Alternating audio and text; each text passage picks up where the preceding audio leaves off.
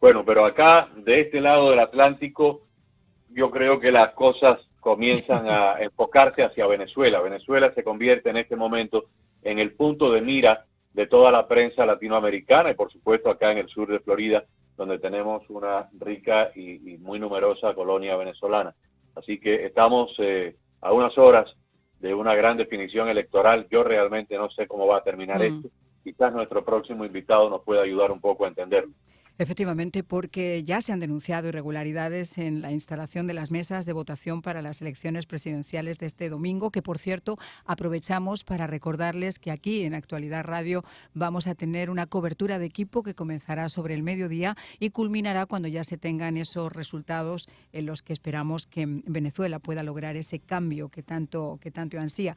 En varios centros electorales del país se han observado la presencia de personas que no están capacitadas, que no están acreditadas legalmente para llevar a cabo esa instalación de las mesas de votación. Y esto forma parte ya del granito de arena que muchos dicen, caramba, se sabe y se puede percibir que puede haber una trampa, pero con la diferencia que todavía marcan las encuestas de hasta un 20% para la oposición, sería muy complejo que Maduro pudiera llegar a hacer valer que ha ganado en esas elecciones si no fuera porque va a necesitar pedirle al ejército o pedir a sus secuaces que actúen para hacer valer que él ha ganado, cuando realmente posiblemente en un gran por ciento será la oposición realmente quien gane esos comicios en Venezuela. Pero como dice Agustín, vamos a hablar con Antonio de la Cruz, presidente de Inter-American Trend. Él es venezolano, experto en materia petrolera, analista político, para que nos ayude un poquito a entender qué puede llegar a pasar este día domingo. Maduro amenazó con un baño de sangre, pero sabemos que él es un bully por naturaleza. Aquí yo creo, y corríjame si estoy equivocada, que la gran definición para que se haga valer la opinión del pueblo quizá la tenga el ejército.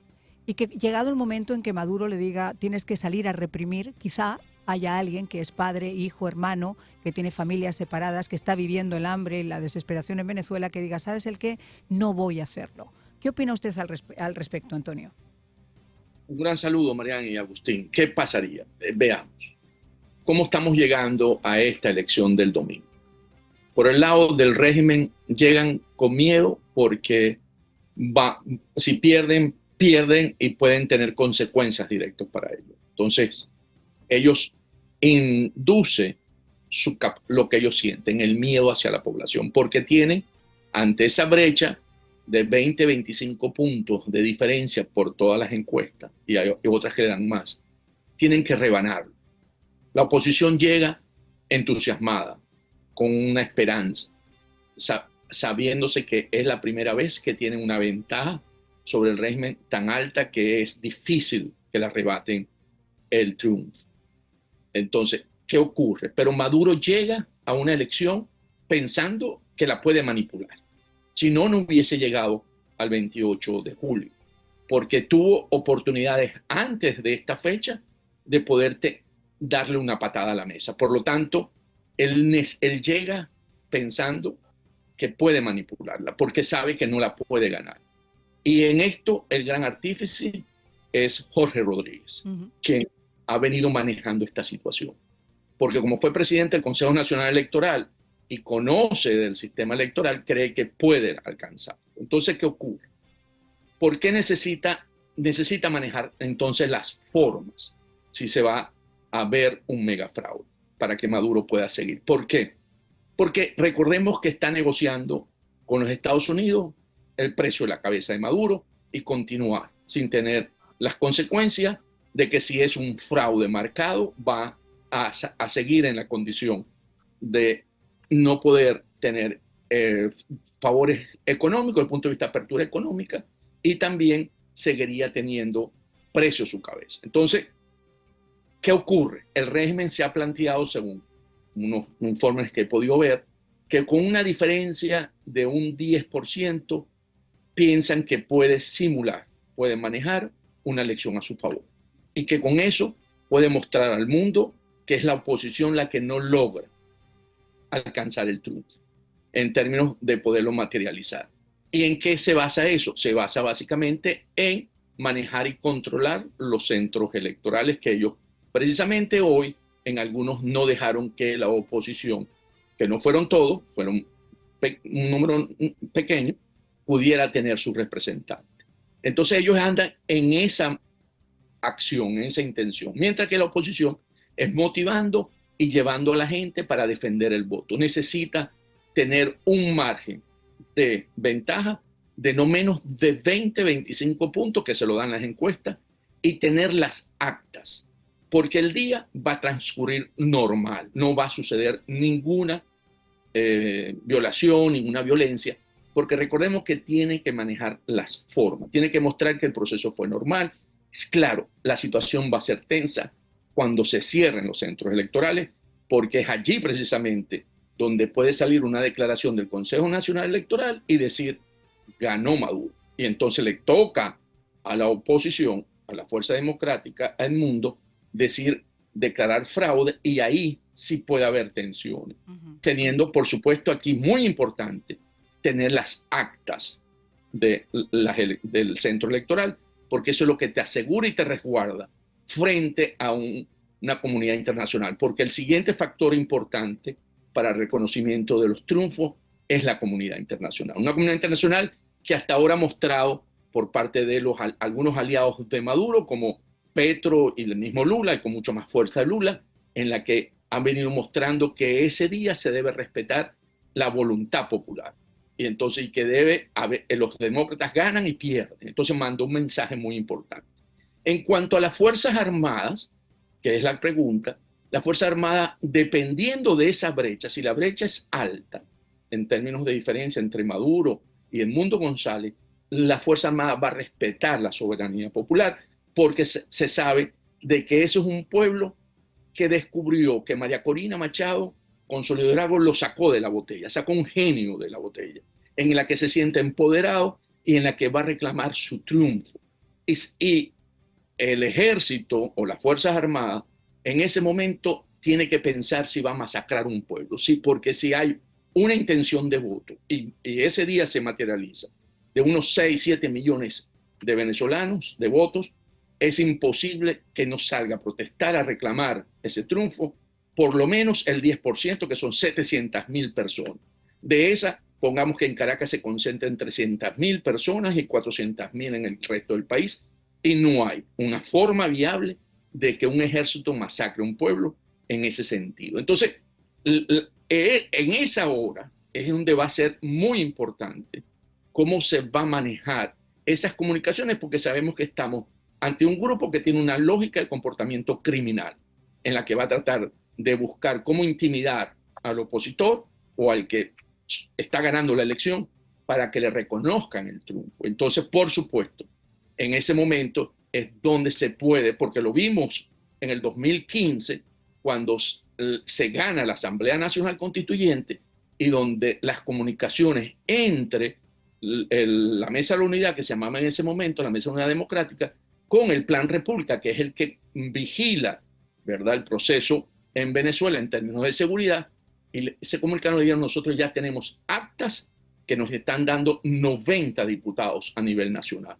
Es una elección mucho más fácil de manejar en términos porque son elecciones locales que no necesita la consolidación, sino que tú sabes ganaste y qué diputados tienes. Y ahí el ministro de la Defensa, que es el mismo de hoy, Padrino López, dijo, no vamos a someter a este país a una tensión, comunicó la decisión y en ese momento se reconoce que hay que cerrar los centros electorales y empezar el escrutinio nacional. Entonces, yo creo que estamos en un momento de incertidumbre, con una tendencia en términos electorales a que gana la Fuerza Democrática, el Mundo González, pero con un grupo como el de Maduro que cree que puede manejar el resultado.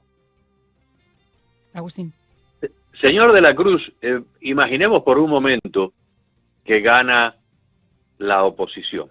Ganó en su momento la asamblea de la oposición, tomó poder esa asamblea de la oposición y a partir de ahí el gobierno le fue cerrando las puertas, le fue cortando los hilos, la fue maniatando y la asamblea de la oposición sí, efectivamente sesionaba, emitían sus veredictos y sus proclamas y sus leyes, pero el gobierno le hizo la vida imposible y llegó un momento en que la Asamblea dejó de tener eficacia. Imaginemos por un momento que gana la oposición. Tengo entendido, y corríjame si estoy equivocado, que la toma de posesión sería en enero, diciembre o enero, o sea, todavía estaríamos a 5 o 6 meses. Cabe la posibilidad de que en ese interregno la dictadura haga y deshaga para de alguna manera ir neutralizando la capacidad de la instalación de un nuevo gobierno. Sí, Agustín, veámoslo, ese escenario. Es un escenario que supone, al ganar el Mundo González, que Maduro reconoce el triunfo. Maduro, como comandante en jefe de las Fuerzas Armadas, le está dando el reconocimiento a Edmundo González. Y por lo tanto, las Fuerzas Armadas en ese momento reconocen un presidente electo. Y desde el punto de vista de estabilidad dentro del país, permite empezar a hablar de una transición o de una negociación. La transición es una negociación. Una negociación de cómo va a suceder estos 6 meses, porque la transferencia de poder en Venezuela está fijada por constitución el 10 de enero. Se instala la Asamblea Nacional el 5 y el presidente se juramenta el 10 de enero ante esa asamblea. ¿Qué ocurre? Dentro de las negociaciones con la Casa Blanca, una es el precio de la cabeza de Maduro, que ya lo nombramos, y que es necesario por eso mostrar, porque de otra manera él va a quedar con esos juicios abiertos aquí, pero también están negociando el reconocimiento de la Asamblea Nacional que preside Jorge Rodríguez, porque recordemos que la administración Biden reconoce la Asamblea de 2015 todavía a sus efectos. Entonces, ¿qué ocurre? En ese momento que tenga legitimidad por parte de los Estados Unidos la Asamblea 2020, sí. ¿Qué ocurre? Que ahí sí puede suceder algo que tú estás planteando, Agustín, que es introducir leyes que amarran las manos del poder ejecutivo cuando se instale en el 2025. ¿En qué sentido? En Venezuela la estructura, por supuesto, es una estructura distribuida, presidente, el poder con los poderes, pero se creó lo que se llama el poder comunal. Entonces, ahí podrían desarrollar leyes donde transfieren funciones al poder comunal. Y eso sí genera una situación donde vamos a tener un ejecutivo con menos funciones que el poder comunal, que está basado sobre las comunas que ellos reconocen y que ellos han constituido y que tiene, ¿cómo se llama?, un nivel de decisiones de segundo nivel. Entonces, eso podría estar planteado, pero eso es someter nuevamente al país a tensiones y no resuelve la crisis que está hoy planteada en Venezuela en términos de crisis económica, crisis social y crisis política. Marian. La verdad que la situación está medio compleja porque aquí hay 2 escenarios. En todas las elecciones hay 2 escenarios, pero aquí concretamente está o el contundente triunfo de esa efervescencia democrática y el cambio, obviamente el robo de las elecciones nuevamente por parte de este narcodictador de Nicolás Maduro, porque las encuestas, y lo estábamos comentando, siguen marcando, al menos en el día de hoy las que había visto, mínimo una diferencia de 20 puntos a favor de González Urrutia. Pero la represión y el hostigamiento a la oposición se dejó manifestar durante toda la campaña, incluso ayer en los cierres de campaña, donde Maduro volvió a decir que se les había acabado el tiempo a los fascistas y que iban a aplicar mano de hierro y mano dura una vez que ellos ganaran las elecciones.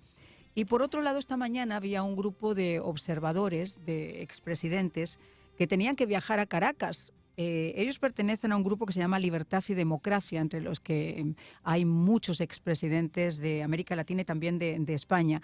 Y en esos aviones iban la expresidente Mireya Moscoso, la expresidente panameña, Luis Abinader de República Dominicana, estaba también el presidente Aznar de España, Mariano Rajoy, también expresidente de España, el presidente de Paraguay, Mario Abdo, el de Bolivia, Jorge Quiroga, y también de México, Fox y Calderón. Bueno, estos señores estaban subidos en los aviones en Panamá para poder volar a Caracas y se recibió una notificación de Caracas diciendo que no eran bienvenidos y que no se les permitía la entrada. Ese avión cargado con los expresidentes se quedó en Panamá, no han podido ir como observadores a Venezuela. O sea, si hay más casos flagrantes de cómo se van a manejar esas elecciones, bueno, apaga y vámonos. Todo el mundo sabe lo que está haciendo Maduro. Pero vuelvo a insistir, la pregunta del millón es, ¿qué va a hacer el ejército?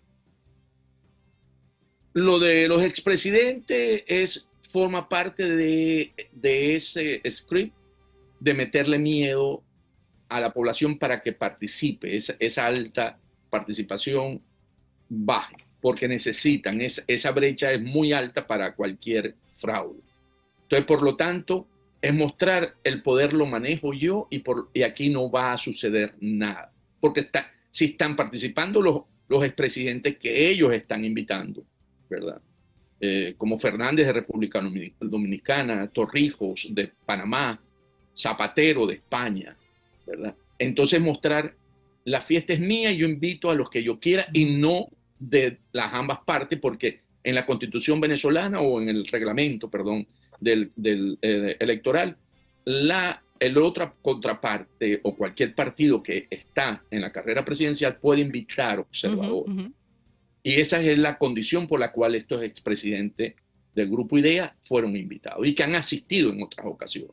Entonces aquí es un mensaje de meterle miedo a la población, que se riegue dentro de todo. Te fijas lo que hicieron, entonces, ¿cómo? ¿Para qué vamos a votar? Y poder cambiar. Pero eso ya no es una condición que mueva al venezolano, que lo mostró en los mítines de María Corina y del mundo, donde le ponían barreras los gobernadores y los alcaldes y las superaban y iban a los mítines. Pero, señor de la Cruz, ¿qué va a hacer el ejército? Mi pregunta es... Voy para allá. ¿Qué va a hacer el ejército? El ejército en ese momento va a observar si hay un alto porcentaje de venezolanos que votan ese día y que se sabe que tiene una intención, porque ellos están ahí viendo directamente lo que está ocurriendo. El ejército no va a reprimir al pueblo si estamos hablando de una brecha de 20, 25 puntos. Si es una brecha de 10, que es lo que quiere el régimen, el ejército en ese momento va a abstenerse, va a tratar de ver cómo manejar la situación y no va a intervenir inicialmente. Sin embargo, el pueblo va a salir a reclamar el triunfo. Y ahí el ejército tiene la gran pregunta. Claro, que es la que yo hago. ¿Masacra al pueblo o se le voltea a Maduro? En este momento, como la familia militar sufre igual que el venezolano común, el escenario que hoy observamos, que es más probable, se le volteen a Maduro. Señor de la Cruz, por último, imaginemos por un momento que triunfa la oposición con todas las trabas y las ataduras de mano, hay una transición, una toma de poder y en enero se instala un nuevo gobierno. ¿Cuál va a ser el final de Maduro? ¿Se quedaría Maduro a vivir en Venezuela, arriesgándose a que un día lo puedan arrestar de acuerdo a alguna orden internacional de búsqueda y captura del Tribunal de la Haya o de los Estados Unidos? ¿Se exilia Maduro en otro país, como en su momento Carlos Salinas de Gortari se fue de México y se fue a vivir, creo que a Cuba primero y a Irlanda después? ¿Cómo vislumbra usted? Y por supuesto le estoy preguntando algo que está sujeto a un enorme margen de error, porque usted no tiene una bola de cristal y lo estoy poniendo en un compromiso. Pero ¿cómo el señor de la Cruz vislumbra el futuro de Maduro? Si Maduro esa noche reconoce, ¿verdad?, la victoria clara y no disputada del Mundo González Urrutia, tiene un punto dentro de la negociación con Casablanca, en la que están buscando la amnistía de los procesos que tiene abierto aquí en Estados Unidos. Ahí tendría un punto, porque precisamente si recordamos la declaración de Jorge Rodríguez que estuvo, que recordemos que Maduro dijo, bueno, acepto que negociemos directamente con la Casa Blanca, básicamente la amnistía de Maduro. Y además era una solicitud que siempre ha estado en la mesa en todas las negociaciones con la Casa Blanca. Entonces, él tendría un punto. Lo que quiere decir esto que el brazo largo de la justicia estadounidense ya no la tendría, le quedaría nada más el de La Haya, porque es lesa humanidad, crimen de lesa humanidad, y eso no prescribe y es muy difícil. Entonces, pero son procesos muy largos, muy lentos. Entonces, Maduro tendría un poco de flexibilidad para moverse internacionalmente, porque es mucho más rápido el brazo de la justicia estadounidense que el brazo de la justicia de La Haya. Entonces, ¿qué ocurre? Maduro tendría una posibilidad, primero, de salir del país para enfriarse, porque como dice, tiene que salir del país porque tiene muchos elementos en contra, pero que no muere el proyecto político, porque lo otro es que si él no reconoce el triunfo, está arriesgando no solamente la vida de él, como pasó con Ceausescu, en una levantada del pueblo venezolano, sino que está arriesgando todo el futuro de lo que representa el madurismo hoy, que creen que pueden tener un futuro, porque recordemos que en Venezuela en el 2025 vienen elecciones parlamentarias, elecciones de gobernadores, de alcaldes, ¿verdad? Y el hijo de Maduro, Nicolás Maduro, declaró al país: si perdemos, pasamos la oposición. Claro, porque él está viendo futuro. Y ese es un mensaje de Maduro a Diosdado Cabello, que es la línea dura dentro de ese grupo en la que ha venido diciendo que no se puede aceptar perder el poder. Entonces aquí fue un mensaje también de parte de Maduro, no abierto, sino a través del hijo, que también ve futuro político porque ha ido entrando, tiene un cargo en el gobierno, tiene un cargo dentro del partido, entonces también acaricia poder ser una opción de futuro en términos de ejercer un cargo político importante en Venezuela. Entonces yo creo que Maduro, para concretar con la respuesta, se vería fuera del país inicialmente con los beneficios en términos de la amnistía, porque recordemos que si reconoce también va a haber una negociación. Hay dos negociaciones, la negociación con Estados Unidos y la negociación interna con las fuerzas democráticas, con el nuevo gobierno del mundo. Entonces, en esa negociación del nivel nacional también puede conseguir algunas concesiones para poder hacer que la transición sea pacífica y ordenada.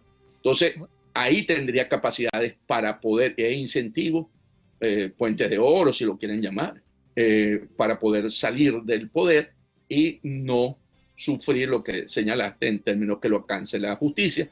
Va a tener siempre la parte de La Haya, pero sabemos que esos son procesos muy lentos. Bueno, pues señor de la Cruz, le agradecemos muchísimo su análisis y esperamos realmente que ese cambio tan deseado se produzca en Venezuela.